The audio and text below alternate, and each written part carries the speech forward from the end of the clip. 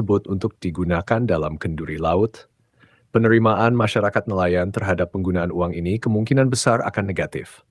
Mereka yang sangat menghormati hukum adat dan etika mungkin tidak bersedia menerima uang tersebut. Penting untuk melakukan konsultasi dan musyawarah dengan masyarakat nelayan untuk mendapatkan pandangan mereka secara langsung. Lebih lanjut, dugaan bahwa jajaran kepala desa atau Gocek di Kecamatan Singkil Utara berpihak pada meringankan hukuman bagi para panglima laut semakin menguak luka lama. Apakah tokoh adat laut mendapatkan tekanan atau rayuan dari pihak-pihak tertentu?